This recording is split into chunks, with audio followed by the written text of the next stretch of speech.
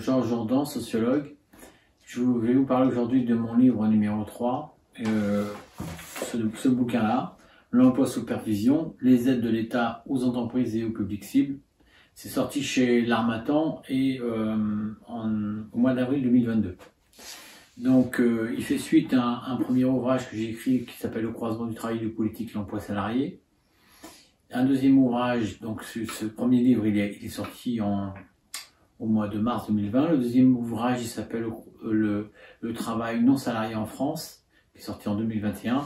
Et là, je m'attaque à l'argent public distribué aux entreprises, aux publics cibles. L'idée dans cet ouvrage, c'était aussi de faire une synthèse de ma thèse de sociologie que j'ai soutenue en 2009 et qui s'appelle l'ère du travail virtuel. Dans cette thèse, le sujet c'était d'étudier les modes d'entrée dans le monde du travail des jeunes de 16-25 ans. Le terrain de recherche c'était le bassin d'emploi de Cherbourg. Donc pour définir ce que j'appelle travail virtuel, dans un contrat de travail il y a deux entités. Il y a l'employeur et l'employé. Quand la relation se fait sans intervention externe, on est en situation d'ordinaire de travail, c'est-à-dire en CDI, à temps plein, temps partiel, en CDD, temps plein, temps partiel, ou en intérim, temps plein, temps partiel. Si pour que la relation se fasse, il y a besoin d'argent extérieur, souvent d'argent public, là on est en situation de travail virtuel.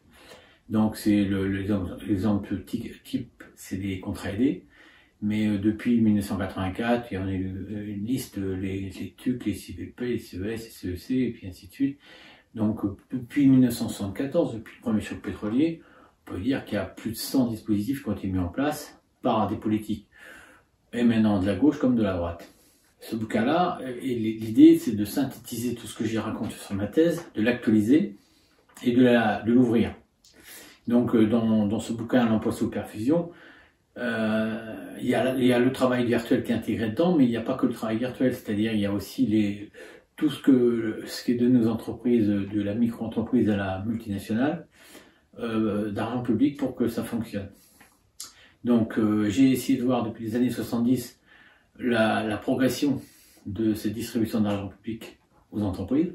Et à côté de ça, dans les publics cibles, j'ai découvert aussi découvert c'est un grand mot, mais que les contrats en alternance qualifiants aujourd'hui sont aussi aidés de façon massive par l'État, puisque, disons, au mois de septembre 2022, on est à 730 000 ou 750 000 autour de cette fourchette-là de contrats en alternance.